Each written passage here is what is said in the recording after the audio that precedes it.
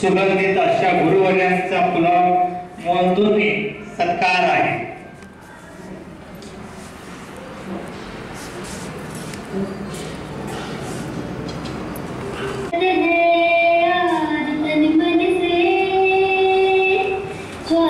आपल्याला जो काही विषय शिकवला त्यात सरांनी त्यांचा प्राणपणाला लावून आपल्याला शिकवायचे. जरी तो कंटाळवाणा विषय होता, मराठी आपल्या आवडीचा विषय असायचा, पण कांबळे सरांचा विषय कंटाळवाणा वाटायचा विद्यार्थ्यांना.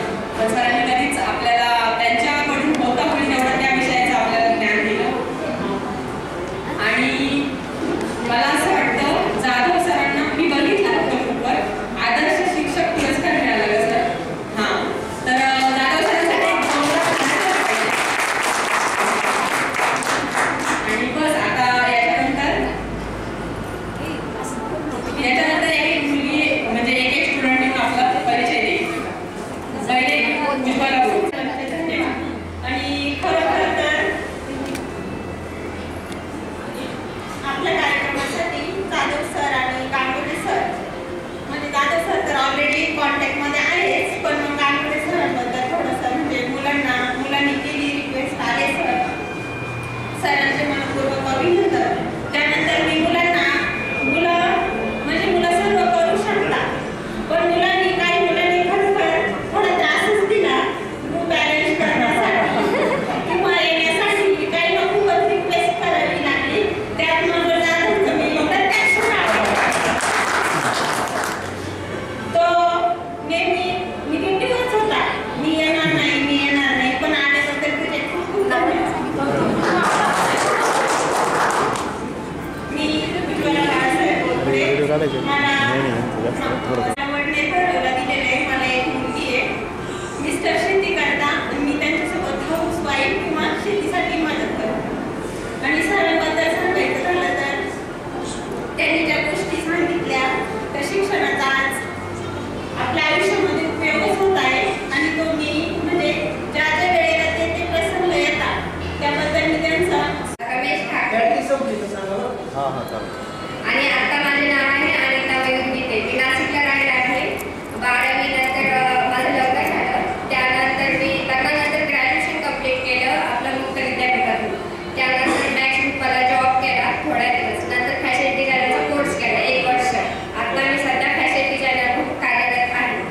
आणि सर्वप्रथम म्हणजे आपल्या गुरुवर्यांचं म्हणायचं तर जाधव सरांचा कडक स्वभाव आणि शिस्त, म्हणजे कुठे आपण चुकणार, कुठे कोणती गोष्ट रॉंग, कोणती गोष्ट चांगली, हे चॉईस करायला जाधव सरांचं नेहमी म्हणजे एक मार्गदर्शन लागतं की कडक शिस्त असणं हे सुद्धा चांगलं आहे. म्हणजे जिथे काही गोष्टींना रागवलं पाहिजे तर रागवलंच पाहिजे. आणि गांगुर्डे सरांचं म्हणायचं तर गांगुर्डे सर हे माझे आवडतं व्यक्तिमत्व आपलं हायस्कूलमध्ये. ते नेहमी हसतमुख असायचे आणि त्यांचा मला हिंदी विषय खूप आवडायचा. आणि असं म्हणजे बऱ्याच वेळेस माझं हँडरायटिंग हे चांगलं नव्हतं जरा. सरांनी मला असं प्रोत्साहन देऊन वगैरे माझं हँडरायटिंग सुंदर झालं. त्याबद्दलही ते बोलले का अनिता ठाकरे तुझं अक्षर आता छान आहे. माझी एका निबंधाची वही हरवली होती, तर सरांना म्हटलं मी दुसरी वही करते आणि सर्व निबंध लिहून आणते. तर गांगुर्डे सर बोलले अनिता ठाकरे तुझं अक्षर पहिले खराब होता, आता तुझं अक्षर हे सुंदर आहे. आणि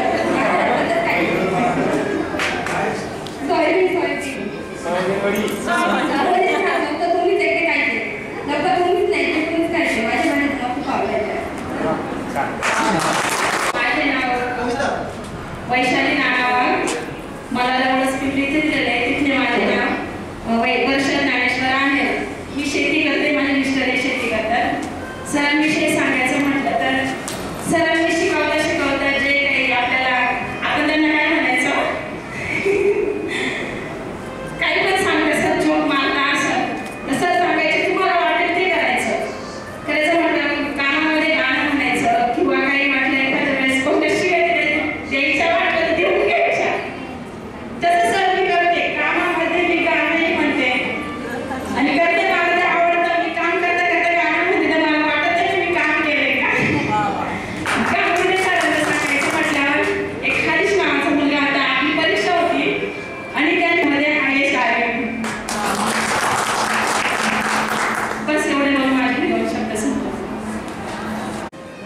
माझे नाव आई यशवंत जाधव, आत्ताचे नाव शीतल अरुण चव्हाण, वडले माझे मिस्टर शेती करतात, मी पण शेती करते. मला 2 मुले आहेत. आणि गावमध्ये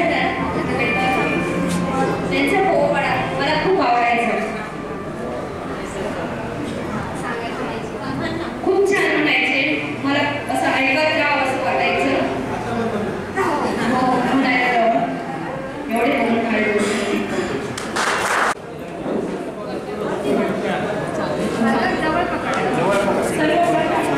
नमस्कार. माझे माहेरचे नाव ज्योती बाबूराव चिंचोले आणि सासरचे नाव ज्योती बरं पानसरे. माझे मिस्टर शेती करतात आणि मी पण कधी कधी जाते.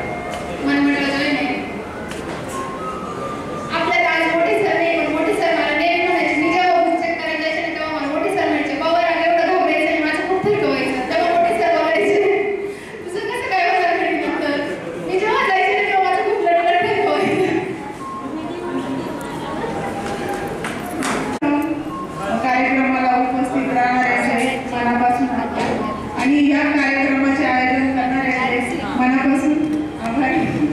मी दीपाली मधुकर महाले. माझं सासरचं नाव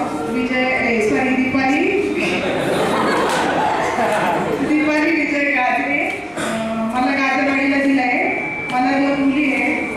माझे मिस्टर इंडियन आर्मीमध्ये कार्यरत आहे आणि मी सध्या हाऊसवाईफ आहे. धन्यवाद.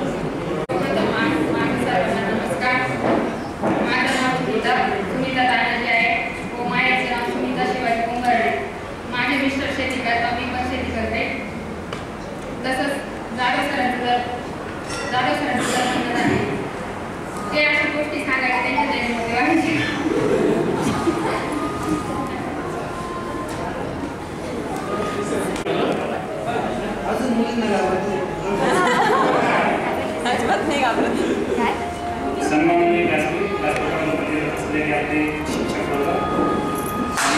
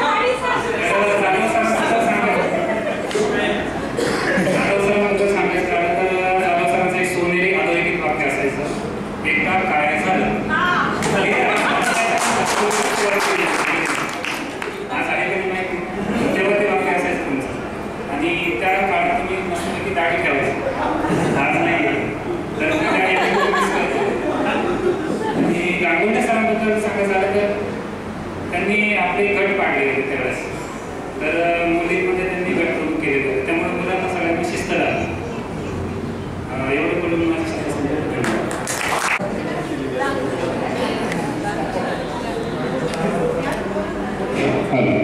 माझं नाव विकास नाना कुंभारे. असं झालं का आमचा जो प्लॅनिंग झाला, आम्ही जो प्लॅनिंग केला काही सपोर्ट केला नव्हता, पण मग त्यांना सपोर्ट करायला लावला आम्ही.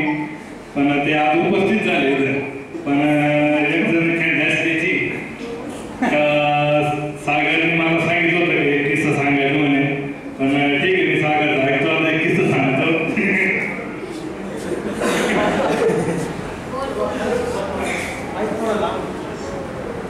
सागरने किस्सा असं म्हणजे की आम्ही एक दिवस शाळेत जातो.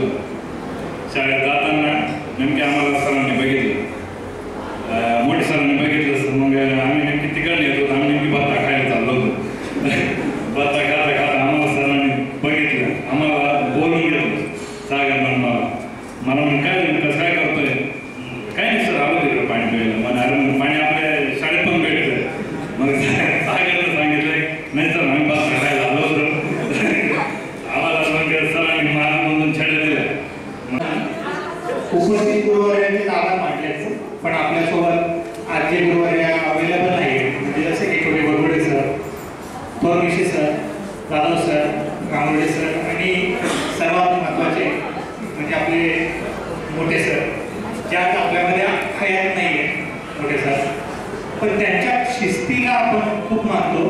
त्यांना जर बघितलं तर मुलं म्हणजे कुठं बाहेर जरी फिरत असतील की ते पहिल्या वर्गात जायचे. आणि त्यांचा मला एक किस्सा आठवतो मोडते सरांचा. संशय पठाण आणि मी दोघेही आम्ही प्रार्थनेच्या वेळेस आहे ना, प्रार्थनेला गेलेलो होतो. ॲक्च्युअली त्याचा रोजेचे महिने चालू होते आणि त्या दिवशी मी आजारी होतो त्यावेळेस, आणि आजारी असल्या कारणाने मी काय गेलो नाही प्रार्थनेला. मोठे सर जसे आल्याच्या नंतर सगळ्यात पहिल्यांदा आधी सर्वांना विचारला, प्रार्थनेला कोण कोण नव्हतं, उभे राहा. आम्ही दोघं उभं राहिलो. आता माहिती आपण गेलेलो नाही म्हटल्यावर आम्ही उभं राहिलो. संशयाला विचारलं क्यों नहीं है? संशय बोले सर मेरे रोजे का महीना चल रहा है. मेरे रोजे का महीना चल रहा है तो सुटला. सरांनी मला तसंच क्वेश्चन माझ्याकडे, शिंदे तुझा कोणता महिना चालू आहे? म्हटलं सर 7वा. मला त्यांचे तो आवर्जून आठवत होतो आणि त्याच्यावर मी छेडा देखील काढला. पण या गुरुवाऱ्यांकडनं आपल्याला बऱ्याच अशा गोष्टी शिकायला मिळाल्या, जसं की त्यांनी ज्ञानदान जे आपल्याला केलं, ते ज्ञानदान आपल्यासाठी किती महत्त्वाचं आहे. सरांनी आता सर्वांना विचारलं की शिक्षणाचं तुमच्या आयुष्यातलं महत्त्व काय, तुमच्या शिक्षणाने तुमच्यामध्ये काय बदल झाला. आज या व्यासपीठावर येऊन बोलणे इतपत आपल्यामध्ये हिंमत आली, ही आमच्या शिक्षणाची गोष्ट आहे. आणि या गुरुवाऱ्यांनी दिलेल्या आमच्यासाठी जे आम्हाला दिलेलं ज्ञानदान आहे, त्याच्यामुळे आज तुमच्यासमोर 4 लोकांसमोर बोलू शकतो. एक वेळ अशी होती की मी आयुष्यात काहीतरी करेल याची अपेक्षा ना माझ्या आईवडिलांना होती, न माझ्या गुरुवारांना किंवा माझ्या कोणत्याही मित्र परिवाराला देखील कोणाला होती की मी आयुष्यात काहीतरी करेल. पण आज या तुमच्यासमोर या व्यासपीठावर बोलतोय बोलू शकतो, हे सर्व या गुरुवारांनी दिलेल्या ज्ञानदानामुळे. आणि त्यांनी आपल्यामध्ये त्या गोष्टी रुजवल्या. जसं की गांगुर्डे सरांनी बऱ्याच अशा गोष्टी आहेत. गांगुर्डे सरांनी मी नेहमी बिल काढून चालायचो, मला ते शर्ट वगैरे केलेलं अजिबात आवडायचं नसायचं. आणि गांगुर्डे सर म्हणायचे ज्यावेळेस तुम्ही विल करता त्यावेळेस तुमची पर्सनॅलिटी काय आहे, तुमचे वैयक्तिक जे मूल्यमापन होतं ते सर्व तुमच्या पर्सनॅलिटीच्या बेसिसवरती होतं. आणि या त्या सगळ्या गोष्टी त्यांच्याकडनं आम्हाला शिकायला मिळाल्या. या गुरुवाऱ्यांकडनं मला जी गोष्ट शिकायला मिळाली ती आहे, देणाऱ्याने देत जावे, घेणाऱ्याने घेत जावे. देणाऱ्याने देत जावे, घेणाऱ्याने घेत जावे. देता देता एक दिवस देणाऱ्याचे हात घ्यावे. हे दावे कोणती आहेत ना, म्हणजे याचा अर्थ माझ्या आयुष्यात खूप महत्त्वाचा मिळाला. ज्या देणारे त्यांनी आपल्याला ज्ञान देत गेले, पण त्यांच्या ज्ञानातून आपण काय घेतलं, त्या ज्ञानातून आपण ही गोष्ट घेतली की मीही माझ्या स्वतःच्या आयुष्यात कोणाला तरी नोकरी देऊ शकलो, कोणाला तरी कुठेतरी अभ्यासासाठी किंवा कुठेतरी भरपाई देण्यासाठी माझ्याकडनं एक थोडंसं सहकार्य झालं. या सगळ्या गोष्टी मला देण्याचे जे पाठबळ आणि हे ज्या गोष्टी शिकवल्या हे बीज रुजवलं त्या गुरुवारांना माझा पुन्हा एकदा नमस्कार आणि धन्यवाद. आणि आपले गुरुवार श्री जाधव सर, श्री गांगोटे सर, सर्वांचं हार्दिक स्वागत. मी महाले सागरांना कदाचित येतात ते परत मला वगैरे नसतील. आज तुम्ही दहावीपर्यंत असं होऊ शकता का बोलतील नसेल असं, कारण मी होतो पण शांत त्यावेळेस.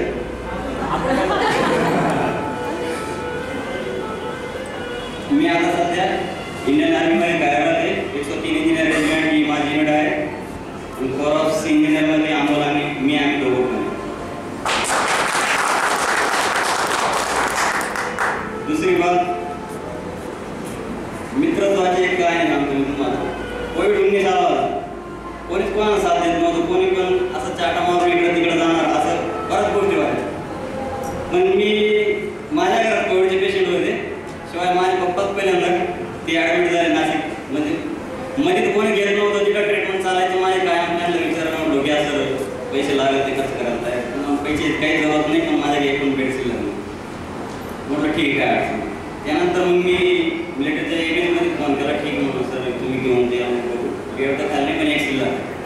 रात्री 9-10 वाजता म्हणजे बरेच जणांना फोन केले मी गाड्यासाठी, गाडी पण द्यायला तयार नव्हते त्यावेळेस. माझ्या वाईफनं ते ऑनलाईन बुक केली गाडी आणि मी गाडी पाठवली अशाच ठिकाणी लोकेशन पाठवलं. माझा भाऊ एक माझा मित्र म्हणजे मामाचा मुलगा त्यावेळेस तात्काळ सांगितलं यार असं प्रॉब्लेम झालं काय करू, ऑक्सिजनची लई जोर. ठीक आहे मग काय अडचण मी झालो. दोघांना मिळून गेले ते नाशिकला. तिथं ते मिलिटरीवाले आता आल्यानंतर अशी परिस्थिती म्हटली होती, पण असं नाटक करायला लागलं हे ते बरंच काही दिक्कत आल्या. पण मी फोन लावून बोलल्यानंतर ते ठीक ॲडमिट करून त्यानंतर सगळं काय ठीक झालं. घरात अजून 2 पेशंट होते. दिवसभर फिरत असतो मी, पण कधी असं मित्राला एवढं फोर्स नाही केला, कारण परिस्थिती त्याशिवाय तिकडं कोणीच कोणाला जाऊ शकत नव्हतं. त्याच्यामुळे मित्राला काय फोर्स करायचं. त्यावेळेस मी सुद्धा दादा कॉल केले होते, असं आहे पप्पांना मी घरी घेऊन आलो आहे. पण विषय असा आहे का आता मी येऊ शकत नाही घरी. माझ्या पण ऑलरेडी 2 पेशंट आहेत. एक तर माझी वाईफ पण माझी मम्मी पण. बाकी सगळे आता रूममध्ये राहायचं, मी पण अलगत राहायचं. 2 महिने कंटिन्यू सुट्टी होतो. मला ठीक आहे काय पाहिजे म्हटलं जरा असं असंही पप्पा तर ठीक आहे. डॉक्टर म्हटले होते की ऑक्सिजन सिलेंडर राहू दे. एक सिलेंडर होतं समजलं, आता दुसरं पाठवली. त्यानं त्या रात्रीला त्याला नंबर पाठवला. मी 11 वाजता गेला नाशिकमध्ये. नाशिक पण तिकडं कसं काय ते सिलेंडर घेतलं तिथून. एक गाडी बुक केली, त्या गाडी लोकेशन पाठवलं आणि केव्हा आला त्यावेळेस. दुसरं म्हणजे विकास नंबर कधी रात्री अर्ध्या रात्री फोन केला, यार मला जायचं होते अर्जंट, यार कधी सुट्टी कॅन्सल झाली, यार मला जायचं अर्जंट असं आहे. ठीक आहे सगळं करतो तुम्ही काय अडचण. असं म्हणजे मित्राचं एक नावाची ओळख ठेवा, कारण जिंदगी में खाली आए थे खाली आज जाओगे.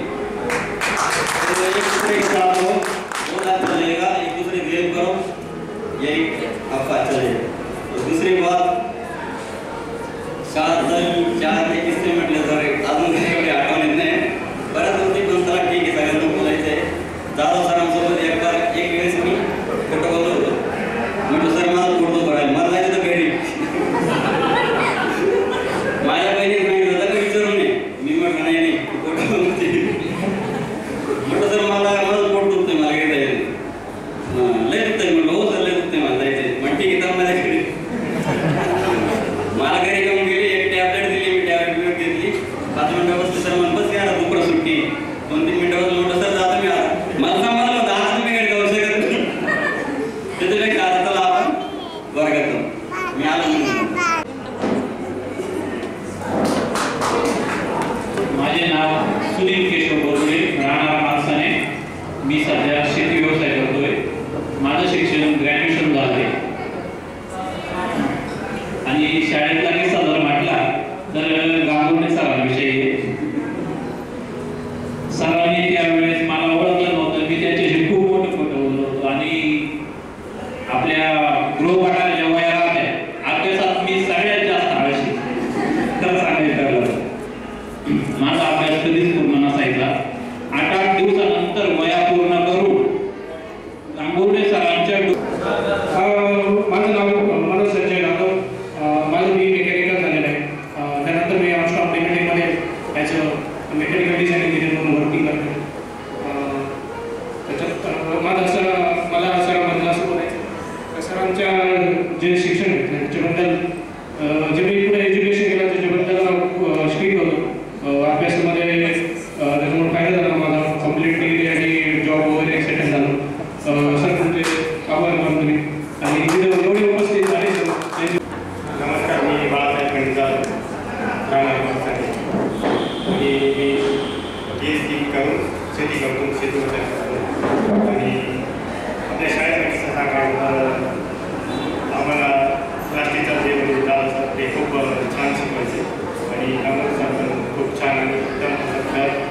शिकवायचे त्यामुळे शाळेत काही सर्वप्रथम सर्वजण उपस्थित राहिल्याबद्दल सर्वांचे मनापासून आभार.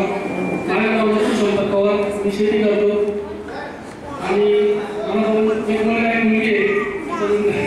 शाळेतले विषय सांगायचं झालं तर जाधव सर एकदम शिस्तीला वाटत. माझा पण अभ्यास कधीच पूर्ण राहत नव्हता. त्याच्यानंतर शाळेत कधी येत नव्हतो. जेव्हा वेळ भेटेल तेव्हा शाळेत जायचं असं माझं काम होतं. पण सरांचा धाक असल्यामुळे अभ्यास चांगला केला, त्याच्यामुळे पुढील आयुष्य चांगलं चालू. माझे नाव सुदाम सर, राहणार कुठे सध्या नाशिकमध्ये इलेक्ट्रिकल शॉप जवळपास 8-10 महिन्यापासून चालू होतं गेट टुगेदर करायचं असतं. पण मग आम्हाला 7 जानेवारीला नाशिकला आला होता आणि नंतर आम्ही अनिता ठाकरे सगळं भेटलो आहे. तर ठरवलं गेट टुगेदर करायचं. नंतर सर्वांचे नंबर घेतले, ग्रुपवर जॉईन झालो आणि आज ते गेट टुगेदर होत आहे. सगळे आले सर्वांचे हार्दिक अभिनंदन. मी राहुल लक्ष्मण केदारे आज या ठिकाणी गेट टुगेदरच्या कार्यक्रमाला राजेवर माझे गुरुजी आणि मित्रमंडळी त्यांचे सर्वांचे हार्दिक अभिनंदन करतो की आज या ठिकाणी सर्वजण उपस्थित राहिले या कार्यक्रमासाठी. आणि आजचा हा कार्यक्रम म्हणजे कधी वाटलं नव्हतं की हा कार्यक्रम या ठिकाणी घडून येईल. कारण प्रत्येकजण शाळा सोडल्यानंतर त्याच्या मार्गाने त्याच्या कामधंद्याच्या हिशोबाने बाहेर गेला, वेगवेगळा झाला. जर कधी गावामध्ये जत्रा असेल, काही कार्यक्रम असेल, कदाचित कुणाची गाठभेट होत होती पण सर्वांची काही होत नव्हती. तसं हा कार्यक्रम घडल्यानंतर आज मला खूप आनंद झाला की माझे सर्व मित्र आणि मैत्रिणी आणि माननीय माझे गुरुवैद्य जाधव सर आणि तांबोडे सर त्यांच्यासुद्धा या ठिकाणी मला भेट झाली. केवळ या गेट टुगेदर या कार्यक्रमाच्या निमित्ताने आज या ठिकाणी तांबोडे सरांना जर म्हटलं तुम्ही शाळा सोडल्यानंतर आज पहिल्यांदा होते. आजपर्यंत त्यांची गाठभेट झालेली नाही किंवा कुठलेही बाकीचे जर मित्र जर सोडले 2-3 मित्र तर त्यांची सुद्धा गाठभेट कधी आजपर्यंत झाली नाही. त्यामुळे मी खूप खुश आहे. आणि ज्यांनी कोणी माझे विकास कुंभारे, अमोल महारे यांनी जो कार्यक्रम आजचा उभा केला आहे, या कार्यक्रमामध्ये मी त्यांचे हार्दिक आभार मानतो की त्यांच्यामुळे आज मला सर्व मित्रांचे भेटीचा. माझं नाव अमोल केदार पवार, मी शेती करतो. माझे नाव दादाजी नानाजी गिराणी. त्यांनी सध्या नाशिकला आहे. नाशिकला मी फॅब्रिकेशन वर्कचे काम करतो कंपनीचे. आणि जास्त आठवण मला काही सांगता येणार नाही कारण मी 1 वर्ष होतो 8वीपर्यंत सोबतला. धन्यवाद. सर्वांचे मनापासून आभार मानतो. माझे नाव प्रशांत बाळासाहेब फुले, आडगावचा आहे.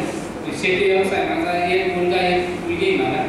मी फक्त 8वीपर्यंतच या शाळेत होतो. पण आनंद वाटला, 1च वर्ष होतो मी. तसं सरांचा आता जास्त संपर्क नाही आला कारण मी पाठीमागच्याच बँचवर राहायचो. त्यांचाही परिचय नाही, माझ्याशी माझाही नाही एवढा. मला एक मुलगा गोळपेवाडी नगर जिल्ह्यात शाळेत 5वीला आता पण त्याचाच व्हिडिओ कॉल आला होता. महिन्यातून एकच भेट तारीख असते तरी ती सोडून मी आज इकडे आलो.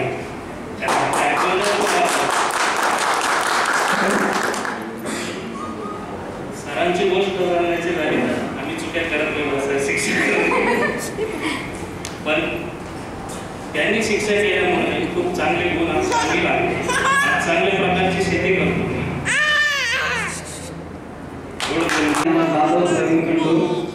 मी लाडका मामा त्यांचा वारसा.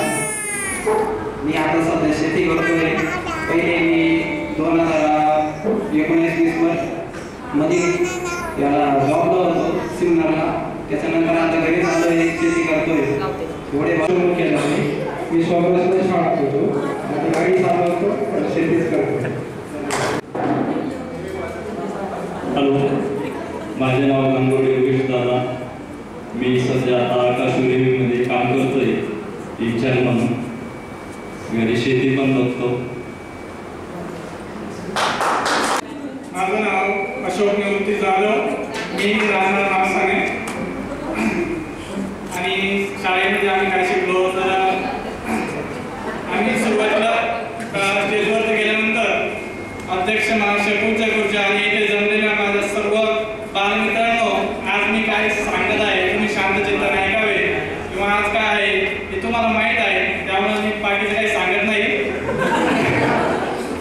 आणि आता सरांनी सांगितलं जुन्या आठवणी की जुने मित्र भेटले मला खूप म्हणजे आनंद झाला. जसे काही मित्र ज्यांचे शरीर जसे होते आता पण तसेच आहे. माझे मित्र अमोल महाले झाले. म्हणजे आम्ही त्यांच्यापुढे छोटेच होतो, ते मोठे दिसायचे आम्हाला, आता पण ते तेवढेच आहे. आणि काहीच्या म्हणजे स्वभावामध्ये काही चेंज झाले नाही कोणाचे.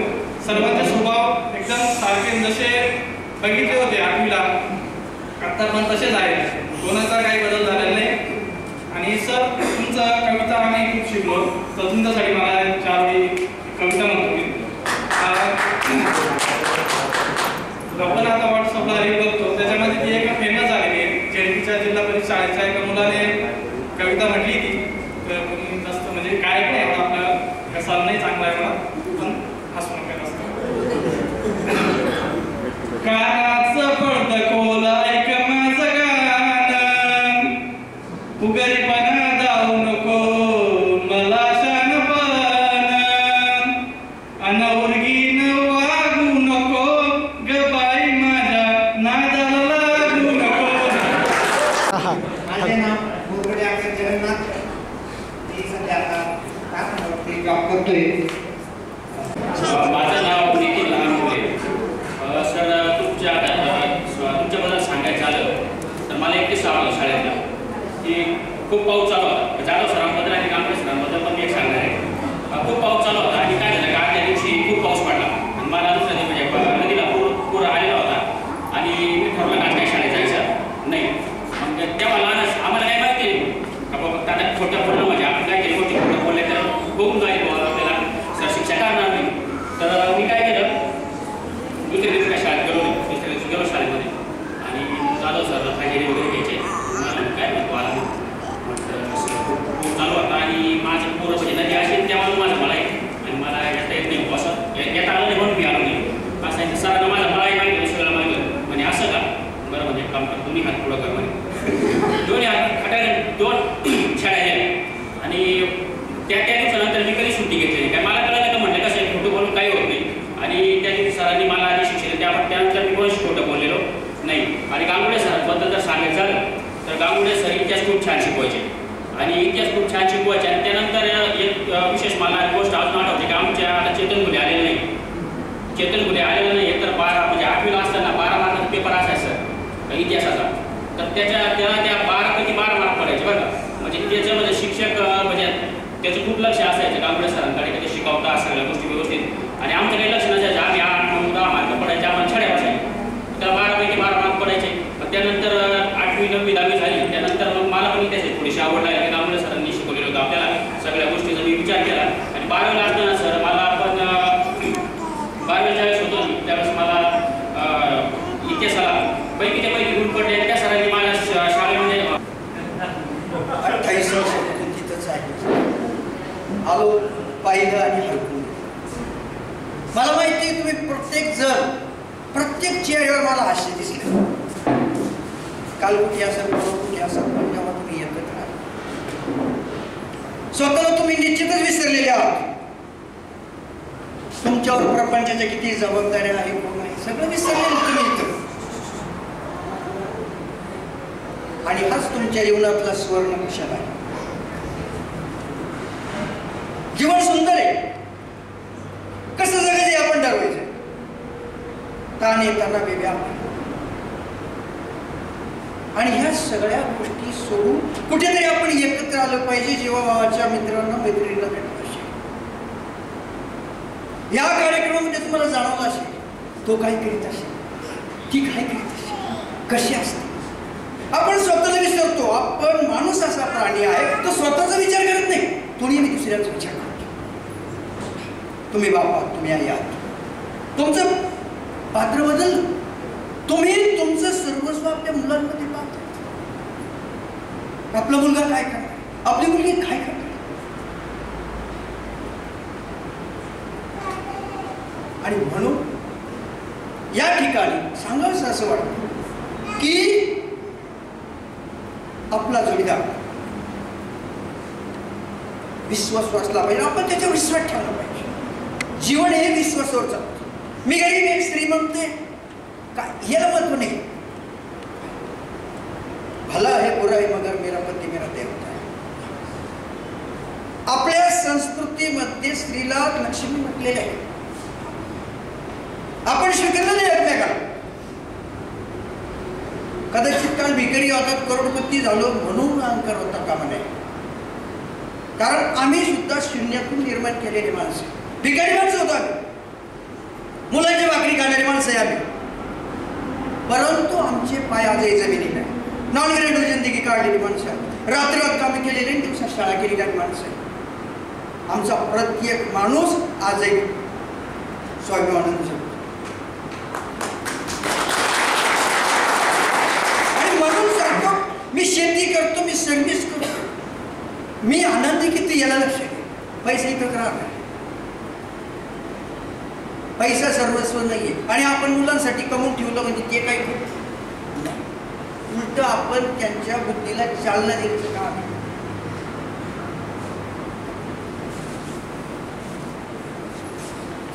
म्हणून सदैव आनंदी राहायचं. प्रत्येकाला ताणतणाव आहे, जीवन सुंदर आहे, ताणतणाव मनुष्य जन्म आहे. आणि जेव्हा जेव्हा तुमच्या जीवनामध्ये दुःखाचा क्षण आहे तेव्हा तुम्ही कोणाला तरी सांगा. कोणीतरी तुम्हाला मदत करेल. मदतीसाठी तुम्हाला कोणीतरी हात देणार. असं समजू नका की मी एकटा आहे, कोणीच एकटा नाहीये. दुसरी गोष्ट, आम्ही परमेश्वराचे खूप आभार मानतो, आम्ही शिक्षक. कारण न चोरी करायची गरज, न लबाडी, न भ्रष्टाचार. आणि आमच्या समोर आज 29 पिढ्या गेल्या. आम्ही अजूनही तरुण आहोत. No BP, no sugar.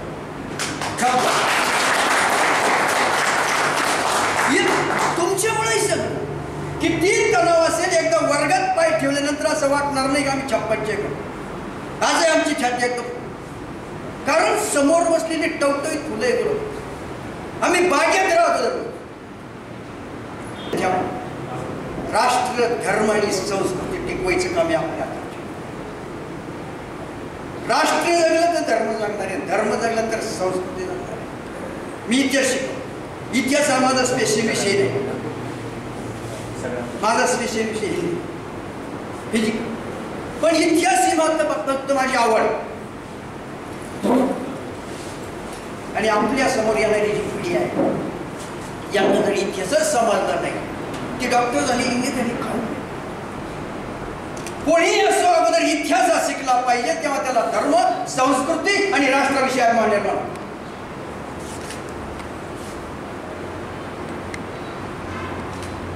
तर मित्र, या ठिकाणी तुम्ही सर्व वेळेत वेळ काढून आला, अतिशय आनंदाची गोष्ट आहे. आम्ही सुद्धा आलो. याचं कारण असं आहे की गेले कित्येक वर्षापासून न भेटलेले मुलं भेटणारे आपल्याला हा क्षण मुळे आयुष्यात येणार नाही. कदाचित मी इथं आहे, उद्या नसेल. जीवनाची शाश्वती नाही. आणि म्हणून या भेटा, हसा, खेळा इतकं जीवन भरी आणि कामही संपणार नाही. जोपर्यंत तुम्ही उभे आहात तोपर्यंत उभेच राहणार. ज्या दिवशी आडी वागते विषय. म्हणून शरीराने म्हातारे झाले चला, पण मनाने कधीच म्हातारे. आणि सर्वात महत्वाचा विचार म्हणजे प्लस, मायनस विचार करायचा. कसं होईल, काय होईल का हा विचार डोक्यात आणायचा. आज आहे ना मुलांना तेच. हा, ज्या दिवशी तुम्ही मायनस विचार करायला लागाल त्या दिवशी तुम्ही थकलेले असो आणि म्हणून प्लस विचार करा. गोष्ट अशी आहे की आता येणारी जी पिढी खूप फास्ट अंकात ठासून भरलेला आहे. शिक्षक सांगतात म्हणजे मूर्ख हो. तुम्ही जरी कुठेतरी भेटणार आम्हाला, ही आम्हाला शिक्षक होते, हे आमचं सर्टिफिकेट, हा आमचा अभिमान. तुम्ही जेव्हा भेटाल तेव्हा आम्हाला खूप भरतो.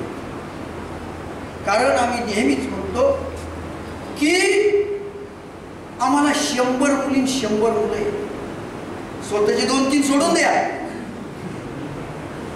म्हणजे किती भाग्यवान आहे. आणि त्यांच्यासाठी त्यांच्या जीवन आपण जर 2 रुपये कमवितो, पोट जर चालत असेल आणि त्यांना जर शिस्त लागत नसेल तर आपल्या जीवनाचं काय पाहिजे. दुसरी गोष्ट की आपण ज्या ठिकाणी 28 ते 29 वर्ष सर्व्हिस केली, लक्षात असू द्या की येणारा काळ कसाही असो आपण खंबीरपणे उभं राहू, हसत राहू, जीवन सुंदर आहे आणि सुंदरच असो. जय हिंद.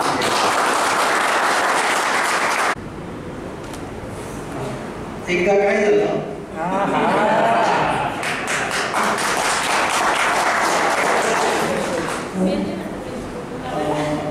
थोडा जुना किस्सा आहे.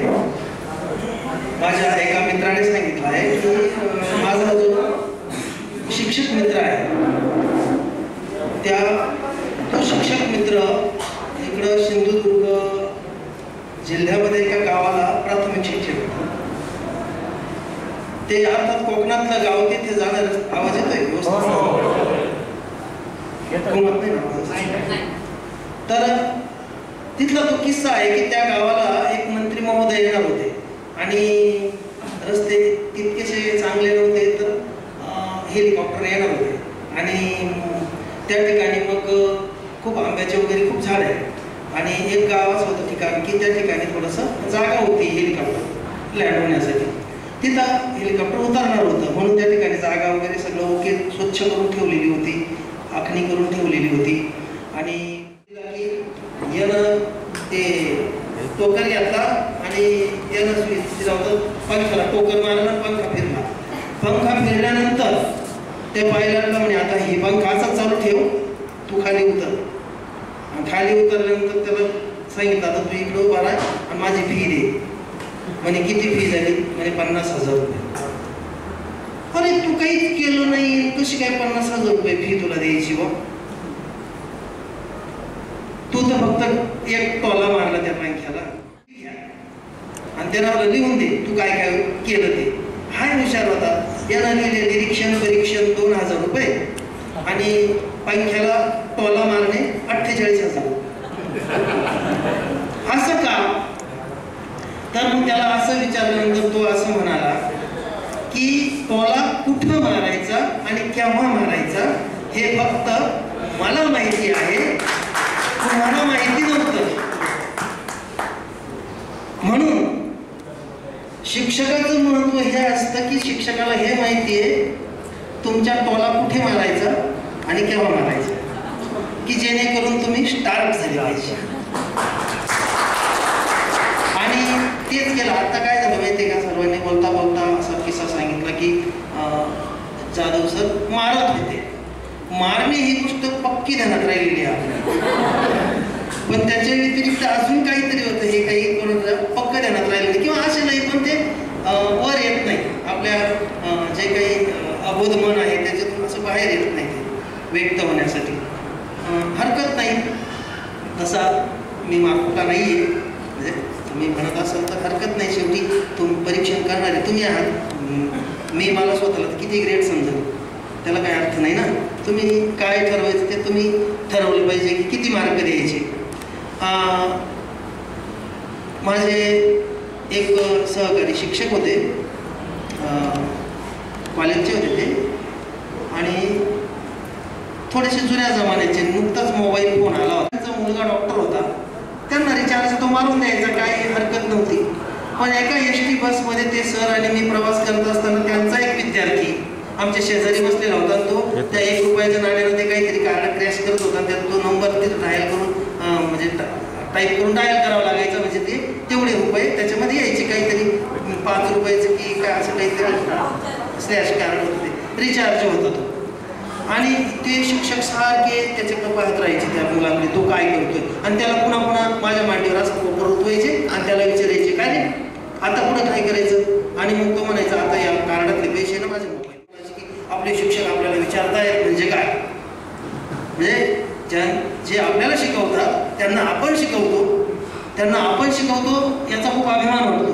म्हणजे तुम्हाला सुद्धा तुम्ही आम्हाला एखादी गोष्ट समजून सांगत असताना तुमच्या मनामध्ये सुद्धा असा एक अभिमान असतो की आपण आपल्या शिक्षकांना सुद्धा समजून सांगू शकतो. हा एक कॉन्फिडन्स त्या मुलामध्ये तयार होत होता. आणि ते सगळं झाल्यानंतर मी नंतर बाहेर येऊन त्यांना विचारलं की का एवढं काय होतं त्यामध्ये समजून घ्यायची. तुमचा मुलगा डॉक्टर येतो, तुम्हाला मारून देतो रिचार्ज वगैरे, तुम्हाला काय समजून घ्यायची गरज. ते म्हणत नाही, मी 1 मिनिटासाठी वेडा झालो त्याच्या दृष्टीनं, पण कायमस्वरूपी शहाणा झालो. म्हणून आपल्याला एखादी गोष्ट जर समजून घ्यायची असेल, जाणून घ्यायची असेल तर वेळ व्हा थोड्या वेळ. स्वतःला फार ग्रेट समजू नका, कारण त्याचा विकास होत नाही, त्याला नवीन शिकायला काहीही मिळत नाही. दुसरी गोष्ट, माझा मित्र आणि मी त्याच्या कारमध्ये बसलो आणि चांदवडच्या टोल नाक्यापर्यंत आलो. आता टोल नाक्यापर्यंत आल्यानंतर तो एक मोठा अधिकारी होता, त्याची गाडी सरळ सोडणं आवश्यक होतं. आणि मध्ये ते थोडं बॅरिकेड वगैरे लावलेलं होतं तिथं.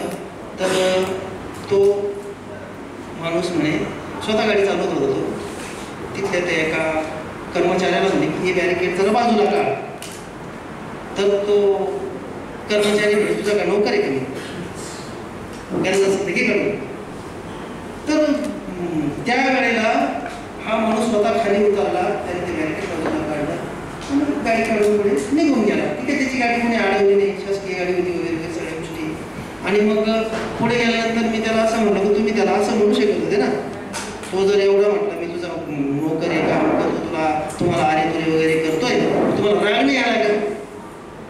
त्या माणसानं मला एकच वाक्य सांगितलं, त्याच्याशी संघर्ष करण्यापेक्षा, कारण तो अज्ञानी, त्याला ज्ञान नाही, मग अशा अज्ञानी माणसाशी संघर्ष करण्यापेक्षा आणि आपला दिवस खराब करून घेण्यापेक्षा तो प्रसंग टाळून कसं पुढे जाता येईल याकडे लक्ष दिलं पाहिजे. त्या प्रत्येक माणसाकडून आपल्याला काहीतरी एक शिकायला मिळतं तत्व.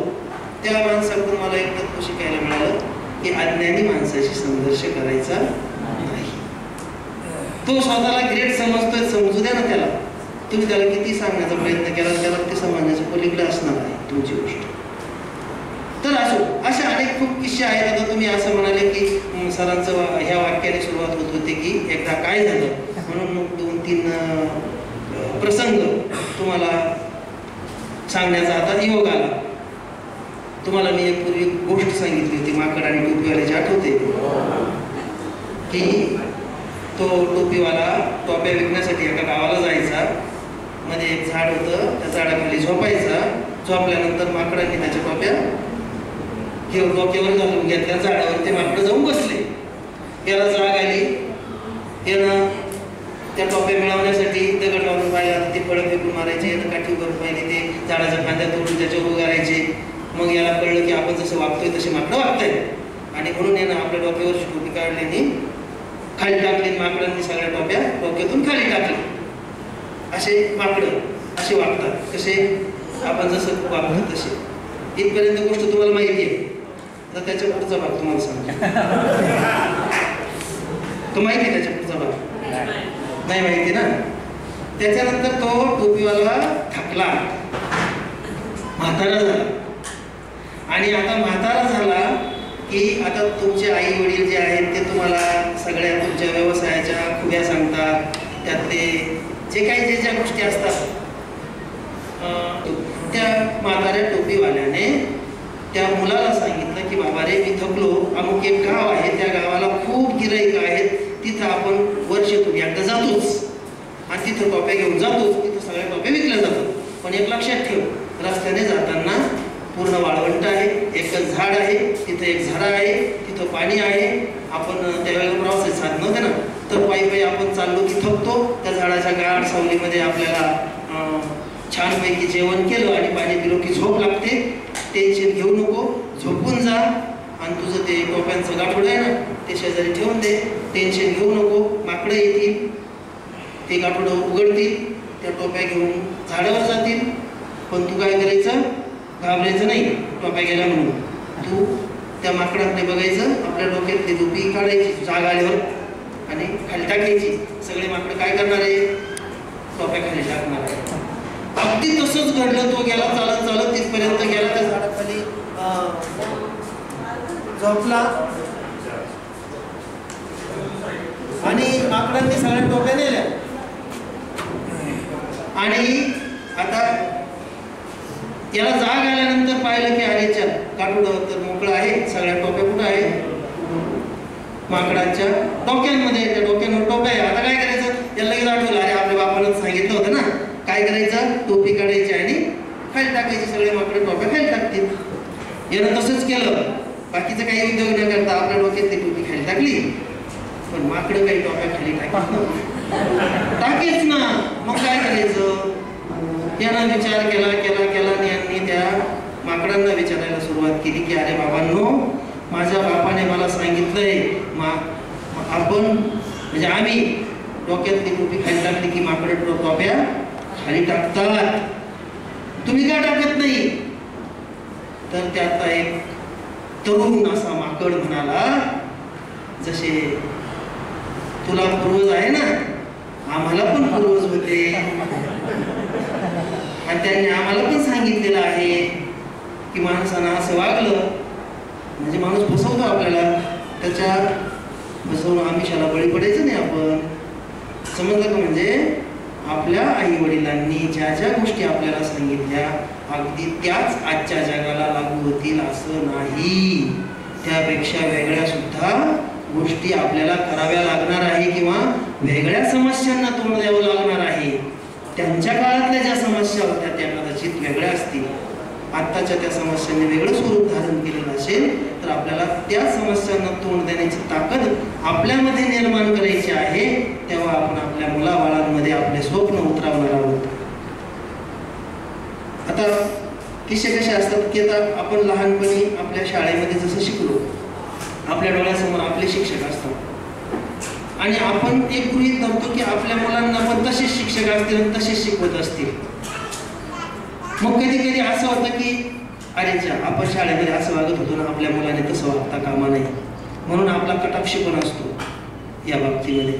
हरकत नाही, बोलण्यासारखं खूप आहे. जास्त वेळ बोलण्यापेक्षा तुम्हाला काही सांगायचं असेल तर ते तुम्ही सांगू शकता किंवा मला विचारू शकता.